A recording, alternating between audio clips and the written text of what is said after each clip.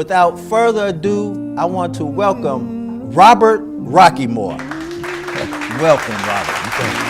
How are you doing today? Doing fine. Great. So, I understand, that you're 82 years young, and you will be having a birthday coming up this July. Right. Now, how long you been mentoring and coaching at the YMCA? Oh, man, since 59. Since 59? Mm-hmm. And I've also invited a couple more guests to come up on stage and just share a little insight about how they came up under Rockymore coaching style and techniques. I'm 12 years old, and my mother, doing what she's working, she comes in one day and tells me to go up to the YMCA on 71st Street to see Coach Rock, just hook up with him. I don't know why I'm going up there. Okay. This is how our interaction began. I just go up there and I'm playing basketball. He teaches me how to play basketball.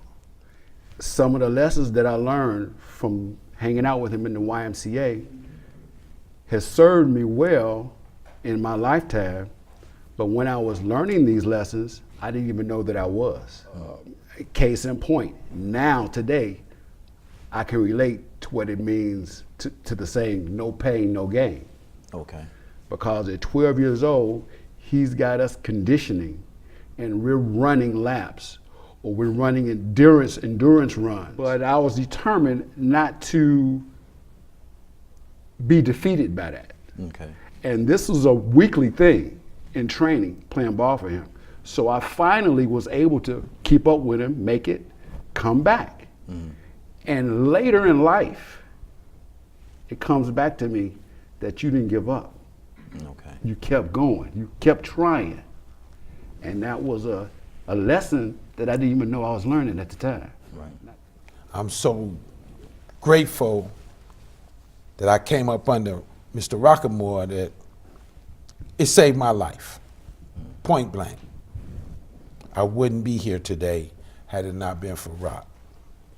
I'm 13 years old. I'm having behavioral issues at home. I got a stepfather. So I'm all over the place. Right. Okay. Not only do I have a stepfather, he works at Cook County Jail. Oh, wow. So he's never home.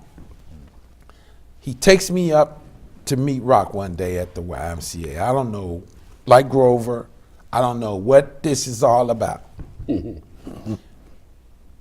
I get there, I remember my father saying, "Can you work with him?" Because I can. I didn't understand why, but like Grover said, later on in my growing up, I realized he was not only teaching me how to play basketball, he was teaching me how to be a man, and especially a black man. Right. See, he taught me that there are consequences to everything you do, Michael. Mm-hmm. No matter what you think, there are consequences. They can be good or bad, positive or negative.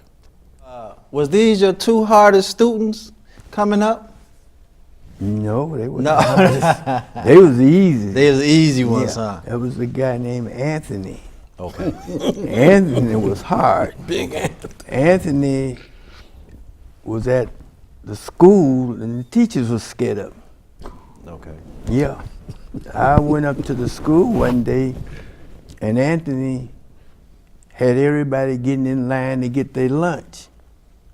And I told him, I said, "You can't do that." He said, "But this is what they told me that I do because everybody was afraid of him." And I told him, I said, "No, you're not going to do that. You're going to go to class." And his gym teacher, a guy I never forget, Mr. Conforti. And I told him, I said, "Anytime Anthony give you a problem, just let me know." And I came up about a week later, and he gave me a fist. He said, "Anthony's doing good."